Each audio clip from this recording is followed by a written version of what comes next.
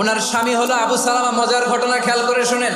উহুদ যুদ্ধের পরে ওনার স্বামী আবু সালামা ইন্তেকাল করলো, শহীদ হলো। উম্মে সালামা রাদিয়াল্লাহু তাআলা আনহা ওনার প্রাণ প্রিয় স্বামী আবু সালামার ইন্তেকালের পরে চোখের পানি ছাড়ে আর পড়ে ইন্না লিল্লাহি ওয়া ইন্না ইলাইহি রাজিউন। যেহেতু বিশ্বনবী বলেছেন কেউ যদি বিপদের প্রথম ধাক্কায় পড়ে ইন্না লিল্লাহি ওয়া ইন্না ইলাইহি রাজিউন, আল্লাহুম্মা আজুরনি ফি মুসিবাতি ওয়া আখলুফ লি খায়রাম মিনহা, তাহলে এই বিপদে যে সে যা হারালো তার চেয়ে শ্রেষ্ঠ কিছু দিয়ে আল্লাহ তার বদল দিয়ে দিবে। এই হাদিস শুনে বারবার এই দোয়া পড়ে, চোখের পানি ছাড়ে আর মনে মনে বলে আবু সালামার মতো ভালো মানুষ মদিনাতে নাই, তার চেয়ে ভালো মানুষ কি করে আল্লাহ তাআলা আমারে দিবে, তার চেয়ে ভালো মানুষ তো আমি মদিনাতে দেখি না। কি আজীব তামাশা, কি অবাক করা ঘটনা।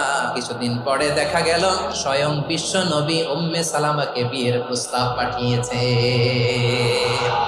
উনি রাজি হয়ে গেলেন, বিয়ে হয়ে গেল, উনি হয়ে গেলেন উম্মুল মুমিনিন, আমাদের মা, পুরো মুসলিম উম্মার মা। চিৎকার করে বলেন আল্লাহু আকবার।